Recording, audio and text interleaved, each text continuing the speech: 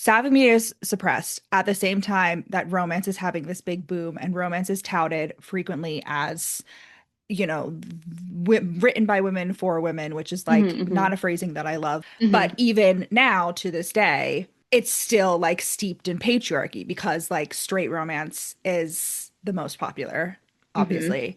But then like MM romance is like so much more popular than sapphic romance. And it's because like so many readers who are still like primarily women prefer to like not read about just women like exploring sexuality on page. This is where I think it does a disservice to like the like MM romance as well, because I think you get into these women who are reading that and almost like infantilizing these characters Yeah. because they're like, oh, my sweet little baby boys. Like I can still project Hmm. like my version of desire onto them because they're men. Yeah. When in reality, like their relationship has nothing to do with like a straight woman reader. Like that's not Yeah. really who the story is for. And that's not saying that like you can't read and enjoy them, like you absolutely should.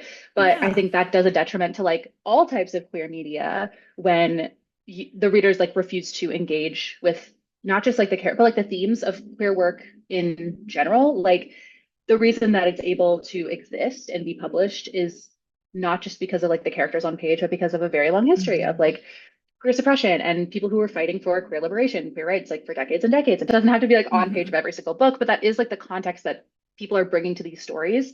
And especially like with women who are reading, I do think it's a lot of internalized misogyny to like feel like you can't enjoy a romance book when a man is not there.